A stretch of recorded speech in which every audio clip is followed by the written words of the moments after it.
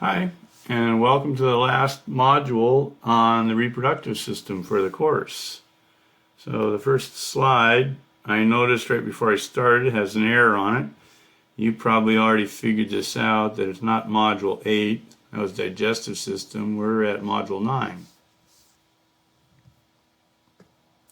And I'm going to break this up into the male and the female and sort of parallel the presentation for both.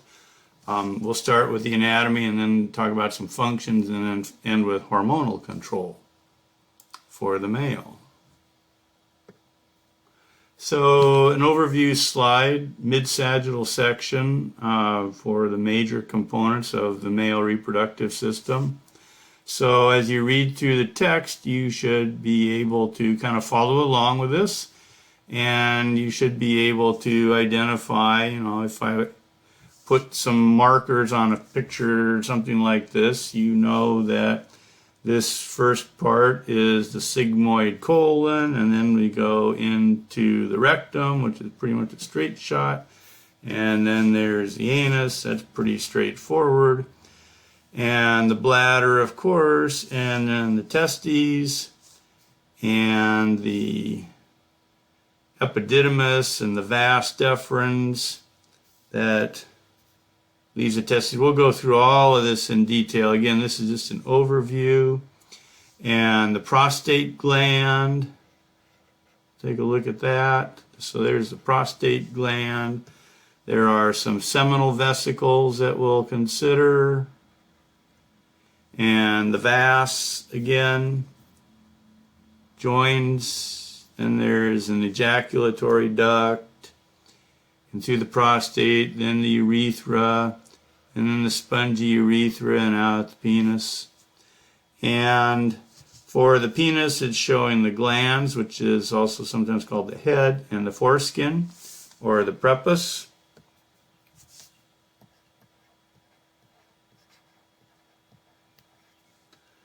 And then the spongy cavernosum, the corpus cavernosum. Spongy is with the urethra. And corpus is singular, corpora is plural.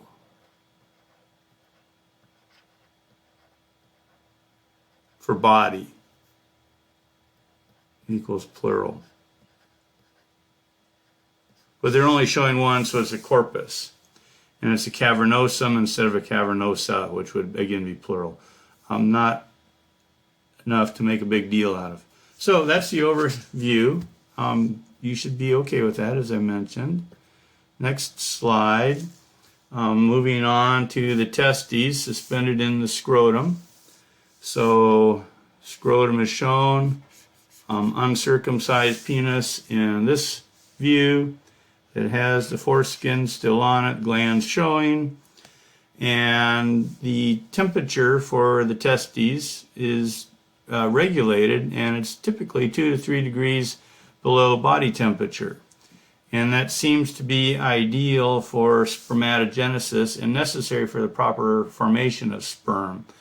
If it's too hot and the testes can't cool, then sperm are manufactured, they're produced abnormal, or in higher abnormal numbers. There are 2 sets of muscles to pay attention to. There is the cremaster muscle, and the cremaster muscles form a web, sort of a net. So they're descending down through with the spermatic cord, and then they sort of form a net down at the bottom and suspend the testes on both sides. So that's the cremaster muscle, wraps around the testes and is part of the spermatic cord. And then another muscle is the dartos muscle, and the dartos muscle is in the skin of the scrotum. And both of those muscles contract if the testicles get cold and move the testicles up closer to the body where they can stay warm. If it's a hot environment, then the muscles relax and the testes descend further away from the body to remain cool. So again, this view is, there will be more detail later, but it's also showing the spermatic cord, which we'll talk about. So the spermatic cord is composed of numerous structures, not just the vas deferens. So more detail in subsequent slides. So again, here's the spermatic cord. I would like you to know that the spermatic cord contains numerous structures. It contains the vas deferens, the cremaster muscle, and the gonadal artery, and the veins are often in a plexus, a web, a network, as shown in the illustration. And then they leave the spermatic cord as a single gonadal vein, but within the scrotum, they form a network, a plexus. And also in the spermatic cord are nerves and lymph vessels, all of which descend into the scrotum with the testes. So you can follow along the vas deferens and the vein plexus, the epididymis, and the cremaster muscle. So pretty much what we just looked at. The dartos muscle isn't really shown in this picture. But another thing that I'd like you to appreciate is that this spermatic cord, which is all of that, the spermatic cord pierces the abdominal wall and enters the abdominal pelvic cavity through the inguinal canal. So the inguinal canal is essentially a weakened area in the lower abdominal wall, forms a tube through which the spermatic cord passes. So the spermatic cord is leaving the testes, and then it enters through this canal and then goes into the abdominal cavity. So I have one on each side, of course, and in males sometimes this is checked for hernia. Because if you have an inguinal hernia, oftentimes what happens is that the small intestine passes through the inguinal canal and can wind up in the scrotum. So sometimes hernias are checked, inguinal hernias are checked by palpating that inguinal ring, having the patient cough, and if there's increased abdominal pressure, the intestines will push through. Easily repaired these days, so it's just something that occasionally comes up with males. Next slide. More detail on the testes. Two different figures. I think the one on the left may be out of your book, but there are a couple of things to note. And so you should be looking at the learning objectives that accompany this module. There's a list of structures for you to be aware of and to be able to identify. So you might look at that list of structures to know, and then be able to go through and identify them.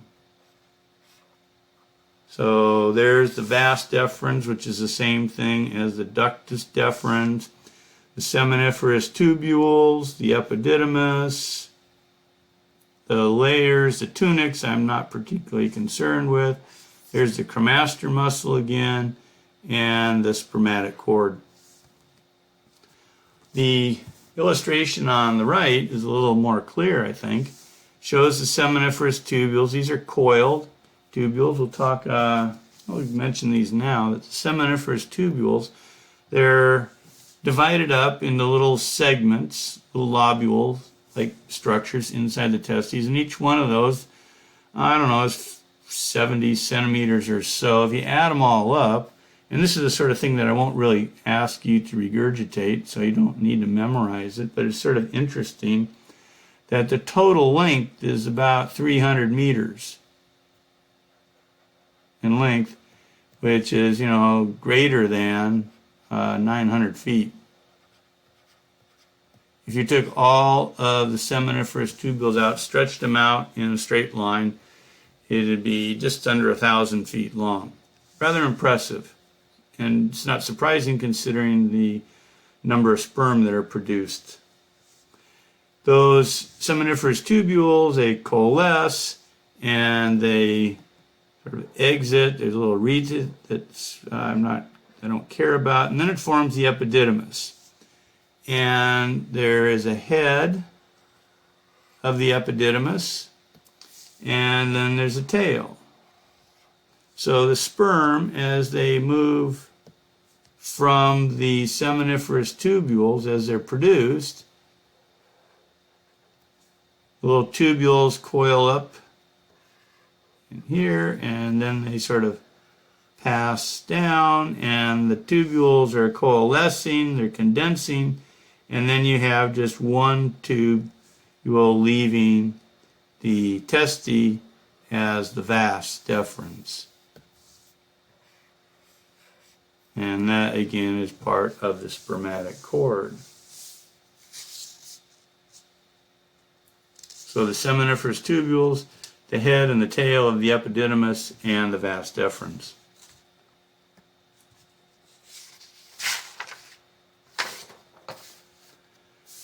Few notes on spermatogenesis, the formation of the sperm cells along the length of the seminiferous tubules. The picture on the left I put in as a review reminder of what we did in Biology 160 when we were doing mitosis and meiosis. So we start with a sperm cell, which is a spermatogonium.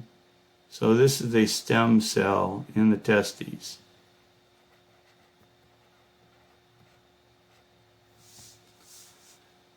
Spermatogonia would be plural for those stem cells. Well, being stem cells, they divide by mitosis.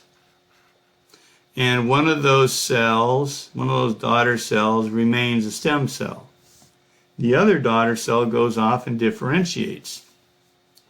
It's diploid, and then it goes through meiosis 1, and now it's haploid. We did quite a bit of that in Biology 160. You don't need to review a lot of that right now, but it should sound familiar. And then we went through meiosis 2 and we produced the 4 sperm cell, or the 4 spermatozoa. And we got 4 of those for each stem cell that progressed through this developmental pathway. The photo micrograph in the center is a seminiferous tubule in cross section.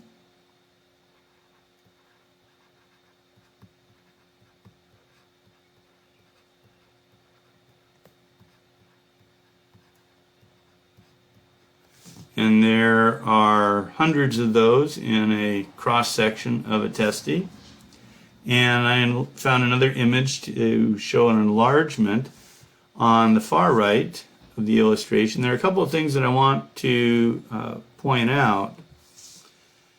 Here are the spermatogonia. These are the stem cells. And the blue ring around this tubule, this cross section of a seminiferous tubule, is the basal lamina, part of connective tissue. You may have studied that in Biology 160 or maybe as ANP1 when you did tissues. And so here are the stem cells off near the circumference, and they are the ones that start to go through division. And as they divide and progress in this cartoon drawing, they move toward the lumen. And they are surrounded by these Sertoli cells.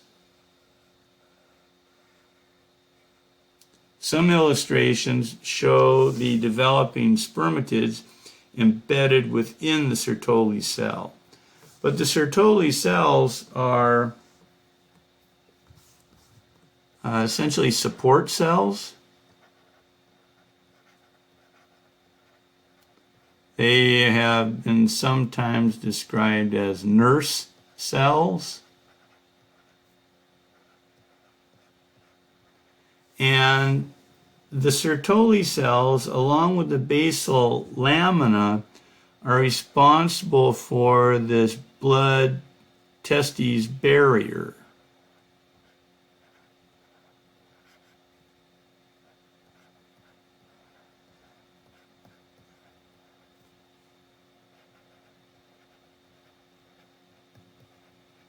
And that blood testes barrier keeps these haploid cells that are being produced.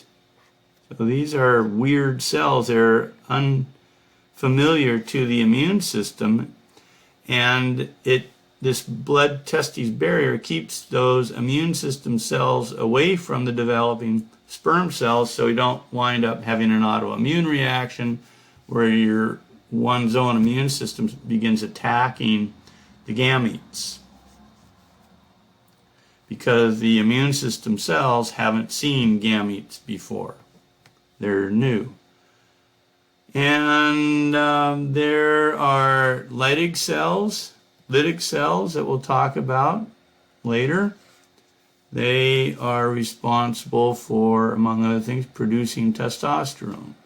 So those are the Leydig cells, and they are in the interstitial spaces. They're sometimes referred to as interstitial cells. So I'll just write interstitial.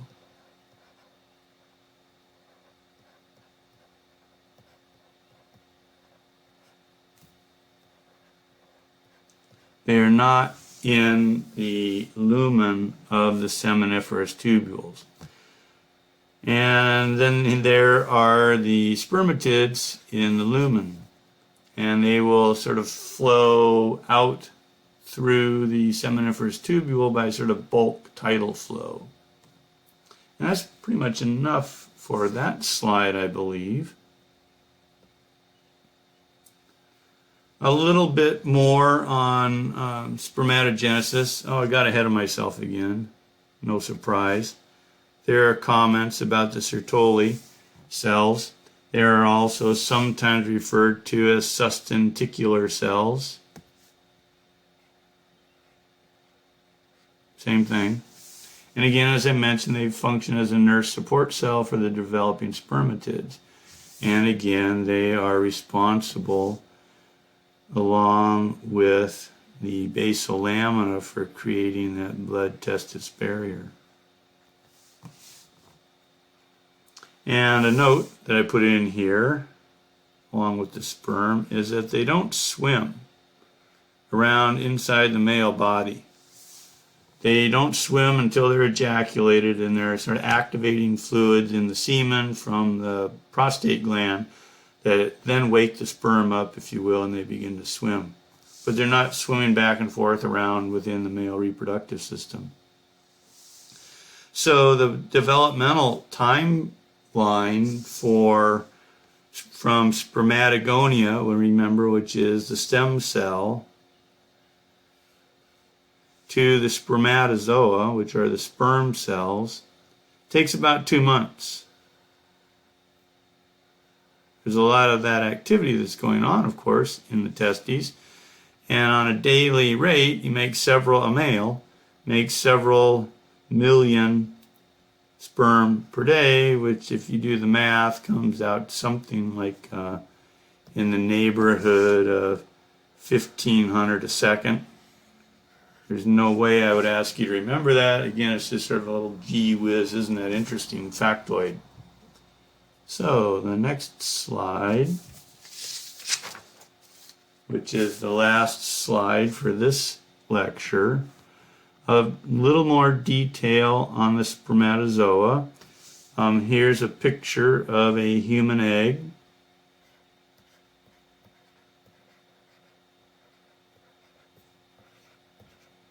It's artificial color, but that's okay. It's more interesting, other than just shades of gray. And the sperm cell, the spermatozoa, on the right. A few things that you should be aware of. The tail is the flagellum. Watch the spelling on that. Then there is a midpiece that's loaded with mitochondria. For obvious reasons, it's going to take a lot of energy to make lots of ATP.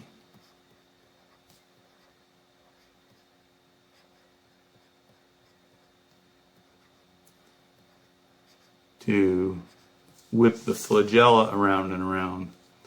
And the head of the sperm contains the nucleus, and then there is an acrosome.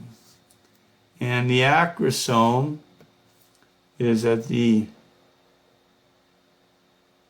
here, and the acrosome contains digestive enzymes.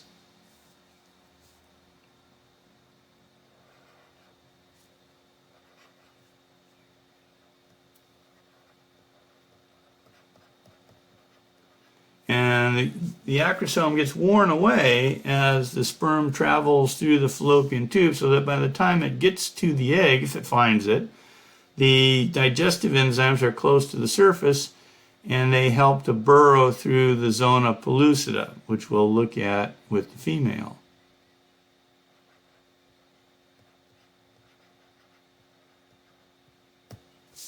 Okay. And that will help the sperm drill through the outer layers of the egg to get to the inner part and fertilize it. So that's it for this lecture. And the next short one will be path of sperm leaving the body. So we'll do that one next.